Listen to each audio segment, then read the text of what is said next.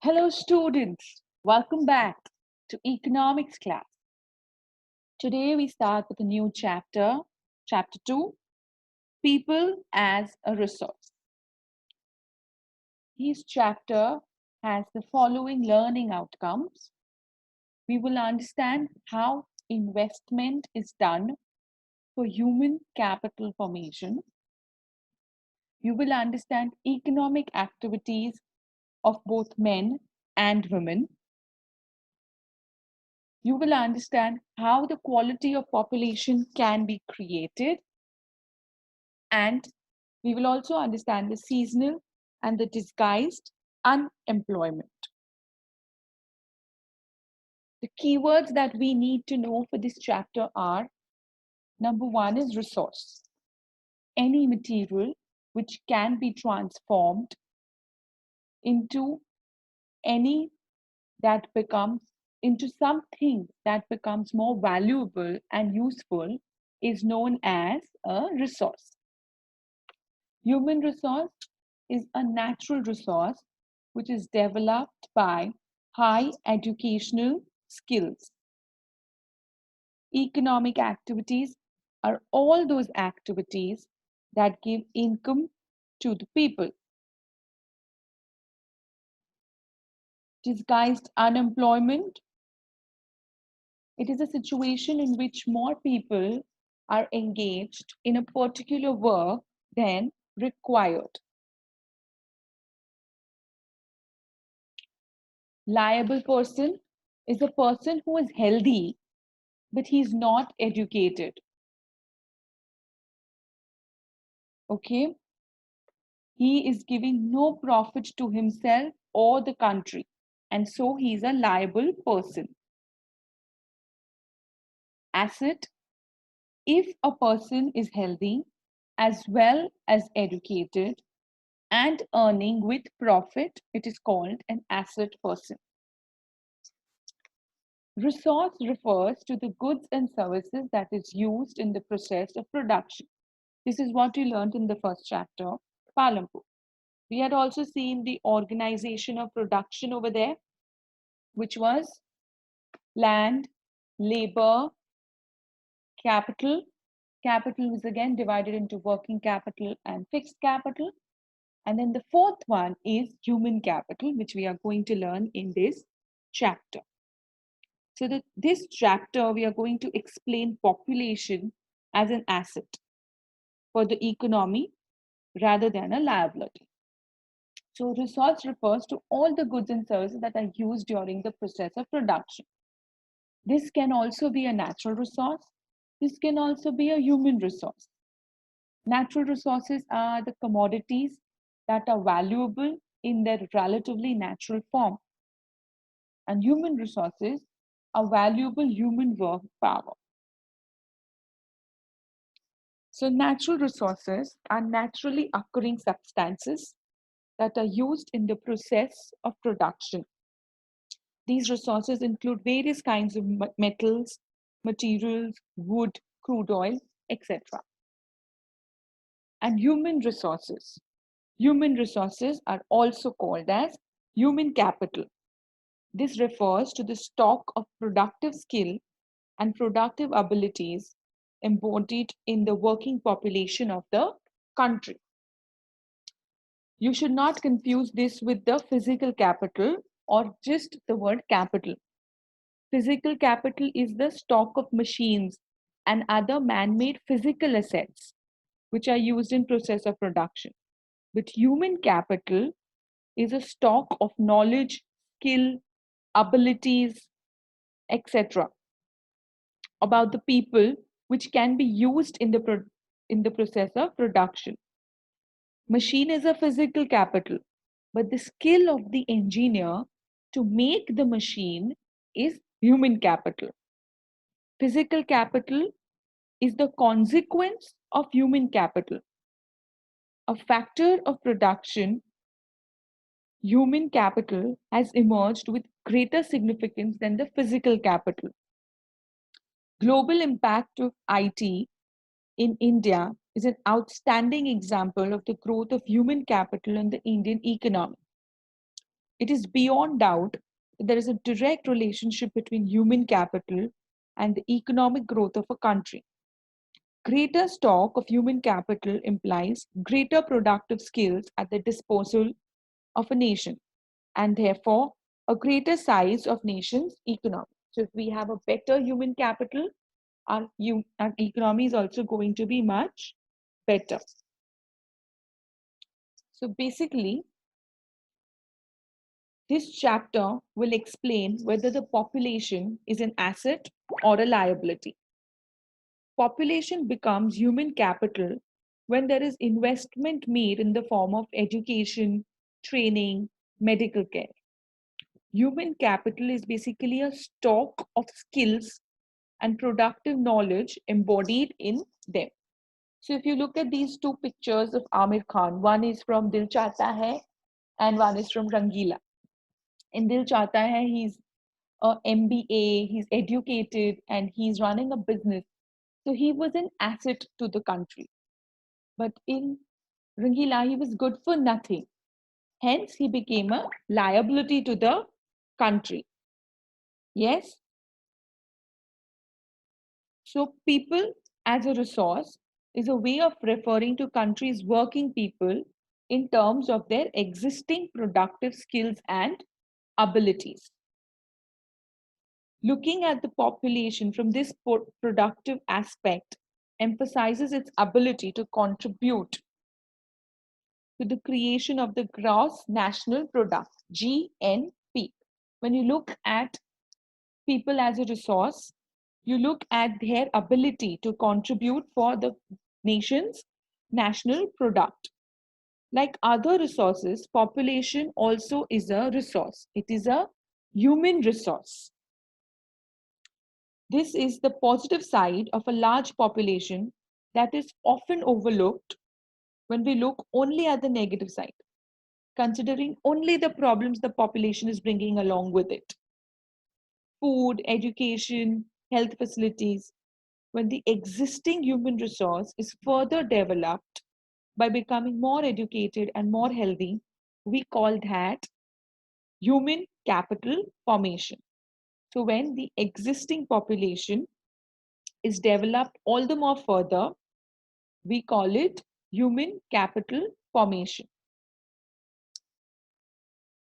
So the process of transforming the people in a country into workers who are capable of producing goods and services is called human capital formation.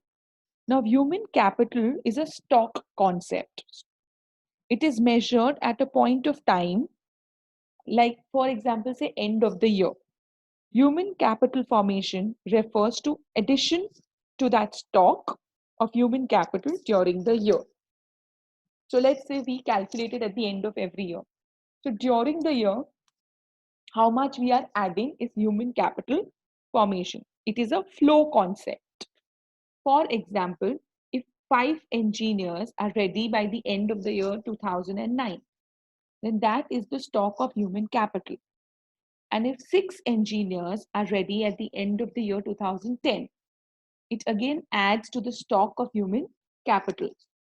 One addition, an engineer between 2009 and 2010 is considered as human capital formation.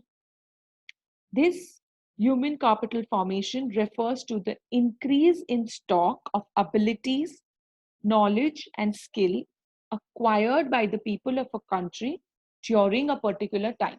So in 2009 also there were 5, 2010 there were 6. So one was added, one particular person was added. So that is considered as human capital formation. Okay, so investment, human capital formation that adds to the productive power of the country is just like physical capital formation. Investment in human capital formation gives a return just like investment in physical capital. So how does this human capital formation occur? What are the sources of this human capital formation? Human capital formation occurs when more engineers are produced, more doctors are produced, when existing working force requires greater physical and mental abilities to serve as a resource in the process of production. Human capital formation occurs when great investment is directed towards education, productive training, good health of people, especially those who are due to serve as the working population of the country. Human capital formation implies greater expenditure on school, colleges, nursing homes, etc. Better trained and healthy people would definitely serve well as a human resource in the process of production. Process of production will automatically accelerate if the stock of human capital of the nation improves over time. So this clearly implies that if one country wants to progress, it has to focus on improving its stock of human capital. Improving Improvement in human capital directly means increase in the knowledge level of knowledge with an increase in human capital. More and more people in the country should acquire the skills and knowledge. The process of acquiring the skills and knowledge is called human capital formation. So, which are the sources of human capital formation? Expenditure on education, expenditure on health, on the job training, study programs for adults, expenditure on information, and migration. So, investment in education is considered as one of the most important sources of human capital formation. There are several other sources as well. Investment in health, on the job training, migration, and information are also other sources of human capital formation. Now,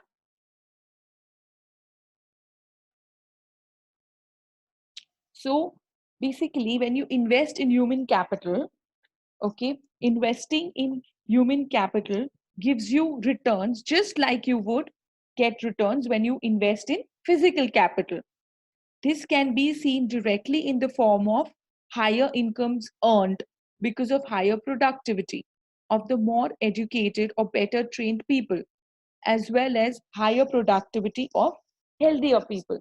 So, when you invest in human capital by spending money on education or on better health products, you get returns just like you would get if you would invest in a physical capital. Investment in human capital happens by the way of expenditure on education and healthcare.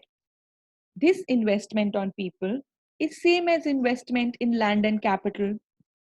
When one invests in physical capital with the hope of high returns in the future, a child is also investing in education and healthcare with thinking of higher returns in the form of higher earnings and contribution to the society. Yes, so when you are investing in a particular course or education, you are investing in yourself. You are a human capital. Today, when you are getting education from a school, you are putting that much money, your parents are putting that much money into human capital for you, and you are going to earn back, you're going to earn a livelihood in the future. Okay, that is going to be your returns. Okay, educated parents realize the importance of education. They are also conscious about the nutrition and hygiene, and that is why they are found to invest more heavily on education and health of their children. Now, I would like to talk about two people. Sakal, there are two. There are two friends, Sakal and Vilas. Okay, they were living in the same village, Semapur. Now, Sakal was 12-year-old boy. His mother, Sheila, she looked after the domestic chores of the house. His father was Bhutta Chaudhary, and he worked in an agricultural field. Now, Sakal helped his mother in domestic chores. He also looked after his younger brother Jitu and her sister Situ. His uncle Shyam had passed the matriculation exam, that is 10th standard, but he was sitting idle in the house and he had no job. Bhutta and Sheila were eager to teach Sakal. They really wanted to teach Sakal something. So they forced him to join this village school, which he joined. He started studying and he completed his higher secondary examination, that is 12th standard, HSC. Then his father persuaded him to study more. Okay. He raised a loan for Sakal to study a vocational course in computer. Sakal was meritorious and interested in studies from the beginning. With great vigor and enthusiasm, he completed the course. After some time, he got a job in a private firm. He even designed a new kind of a software. This software helped increase the sale of firm. So the boss acknowledged his services and rewarded him with the promotion. This was the story of Sakal, and you can see his parents are not educated over here. The father is in the agricultural field, and mother is a domestic. She's just looking after the domestic costs.